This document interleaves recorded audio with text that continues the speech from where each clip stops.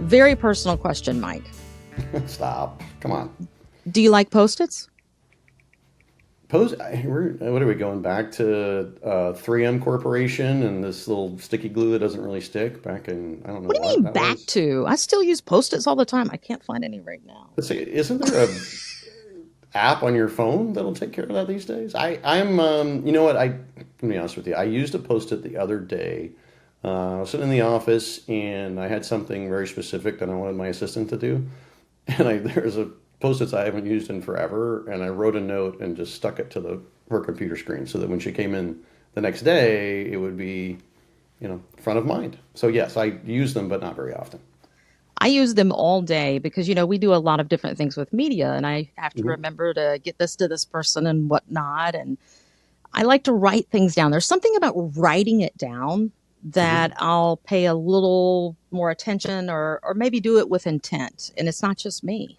Right. Psychology professors at the Dominican University in California, never heard of that, but very Me cool. neither, but They okay. did a study on goal setting and found that you're 42% more likely to achieve your goals if you write them down.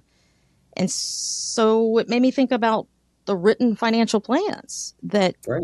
you and our team create for people. I mean, it's not on a post it, but No, it wouldn't fit on a I mean, it would not fit on a Post-it. It'd fit on a microchip somewhere, but then you could, pull it up on your computer. But yeah, I get it. but having things written down, to me, you do them with intent. It's a Hmm. focus, it's a goal, it's a change in your mind shift a lot of times. And I was just wondering if when you put together a comprehensive financial plan and you present someone with a written plan for their retirement, Hmm. how does that or does that not change things, it being written down for them? Well, again, first of all, being written down, and then also a lot of times, printed out, and I mean, there's just something about that physical element of having a plan, and it could be, I mean, even if it's on a computer screen, it's still there, right? I Mm-hmm. mean, here it is, but it's still a document. You still open it, and it just goes back to, and I think that does make sense. So, in the office, I don't just type away on a computer, right, when I'm talking to somebody, and just put all the notes in. First of all, it's very impersonal. Mm-hmm. You're just like you're in a courtroom, just dictating, Where are information, you on just the going night of at January 6th? where yeah, exactly, just as like an interrogation. I still use legal pads. I still You walk do. through the I've sat process. in on appointments and seen it. Yeah, just write everything down. Now I'll take all that information, then I'll go back to the computer, and obviously, we're using computers for the majority of what we do right now. But I do think if you actually take the time to and I take it back to gathering your thoughts, Hmm. right? So gathering your thoughts, writing them down. What are your goals? Goals could be almost anything, and they're unique for everyone, right? I mean, sometimes they're very similar. I mean, retiring is a very common goal that people have, Right. but people's plans in retirement or the lifestyle in retirement can be very, very different depending on who you are and what your lifestyle has been. That's And the uniqueness part. exactly, and it's very, very unique for each individual. But what I found after, gosh, going on, we're going on 3 decades of doing this and Mm-hmm. helping people retire successfully, is gathering those thoughts, putting them down on paper, even if it's not physical paper, and Mm-hmm. coming up with a plan that walks you through those steps. Meaning, how do you transition into year one of retirement? I mean, that's pretty. I mean, I just had a conversation the other day with someone, and she was telling me that, well, I retired 4 months ago. Okay. And I asked her, I said, well, how's that been? How's that adjustment been? What's it been like for you? And I already knew the answer because I've talked to so many people. She said, it was more difficult than I thought it would be. I mean, I had a lifestyle where I woke up and I got ready for work, and I went to work and I did my job and I got paid, and I took that money and it covered my expenses. I didn't really worry about healthcare because it was a part of that employment. Mm-hmm. And then I made this transition and all of that ended. And I had to figure out not just what to do about my money and my insurance, health insurance, what am I going to do with my time? Mm. And she admitted even after 4 months, it's still taking a little time to get it together. It's so interesting. I heard a family member the other day talking to a friend about a similar type mindset that, Hmm. okay, retirement, everybody talked about it being this big, great thing. And yeah, I've got grandkids and stuff, but Hmm.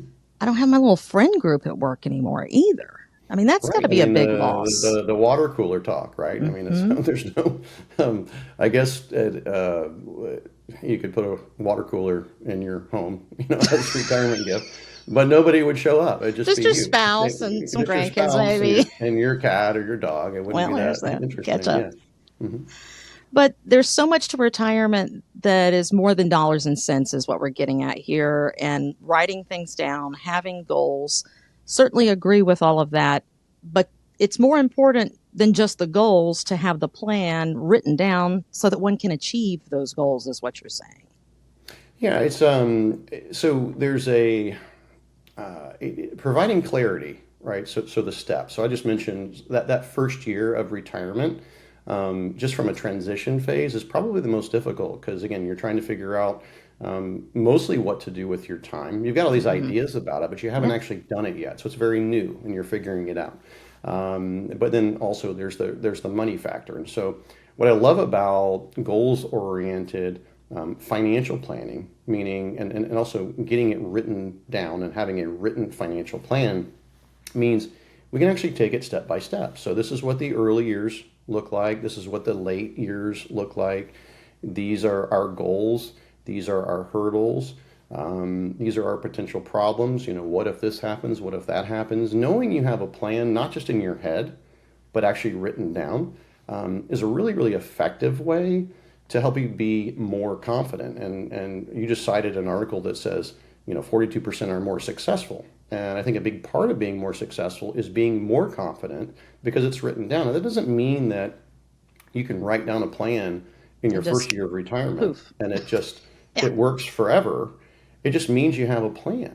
But then if you have, either yourself and your spouse or your partner or whatever, or your or a financial advisor, I mean, if you have a plan and you can have a trusted person to help you stick to it and adjust it and moving forward, the confidence is really the key. I mean, you know what you have to do, but you also know what the potential problems are.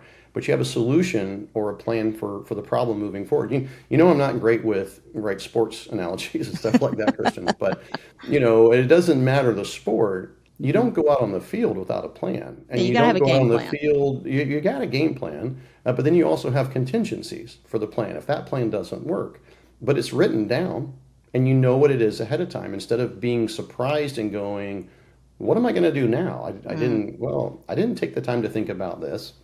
So yeah, gathering your thoughts, writing them down, having a plan, being willing to adjust that plan when needed, I think is critical to being successful in retirement.